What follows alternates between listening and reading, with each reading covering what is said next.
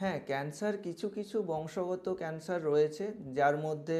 মহিলাদের breast cancer হতে পারে, ছেলেদের ক্ষেত্রে প্রোস্টেট ক্যান্সার, বা মহিলাদের ক্ষেত্রে ওভেরিয়ান ক্যান্সার হতে পারে, বা কোলোরেক্টাল ক্যান্সার। এগুলো কিন্তু বংশগত রোগ, এবং সেক্ষেত্রে যদি কারো কোনো ডিটেকশন হয়ে থাকে পূর্ব প্রজন্মের ক্ষেত্রে, সেক্ষেত্রে অ্যাজ আর্লি এজ পসিবল কিন্তু ম্যানেজমেন্ট শুরু করে দিতে হবে। এবং আর্লি ডিটেকশনের জন্য যে সমস্ত, যেমন কোলোনোস্কোপি হোক বা ডিজিটাল রেকটাল এক্সামিনেশন যেগুলো আমরা করি, সেক্ষেত্রে আমরা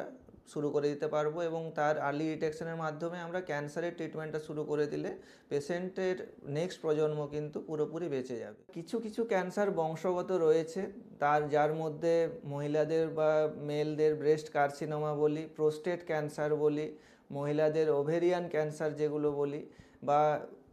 কোলোরেক্টাল ক্যান্সার, এগুলো কিন্তু বংশগতভাবে বংশ পরম্পরায় চলে আসে।